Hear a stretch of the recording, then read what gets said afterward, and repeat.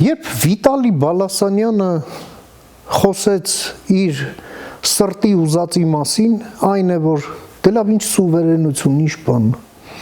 Այն սովետի ժամանակներն են արդեն, պետք է գնալ միութենական պետություն, կարևոր չի անունն ինչ կդնեն, բայց մենք պետք է գնանք եւ Իրանի հետ այս սերտ ինչ-որ հարաբերություններ մենք դա լսեցինք, բայց այստեղ ինչն է կարևոր, ինչը չլսեցինք։ Մենք չլսեցինք որևէ հայտարարություն,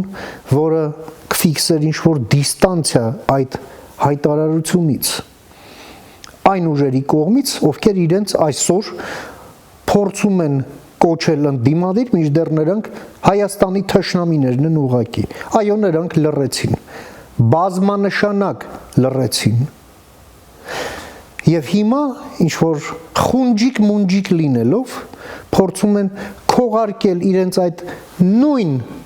մտահղացումը, որը ուղղակի ազնվորեն նաև սեփական տգիտության եւ քաղաքական տհասության բերումով ուղղակի բարձրաձայնեց Վիտալի Բալասանյանը։ Ընդ որում ազնվորեն եւ հարցը մենք միթե չպետք է շնորհակալ լինենք նրան իր ազնվության համար։ Եվ ուրեմն արդեն պարզ է թե ինչ մի կոնգլոմերատի հետ մենք գործում ենք։ Դրանք մի հոսանք են, որ ուզում են Հայաստան բերել գողությունը, պատերազմը եւ ռուսական բեսպրեդելը,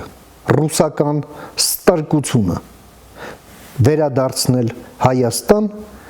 վերադարձնել Ռուսաստանի գերիշխանությունը եւ ռուսների ծոցում ինչ որ իրենց 30 արծաթը ստանալ։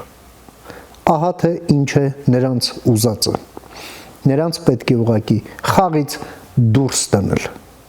Համաձայն ես, միացիր մեզ։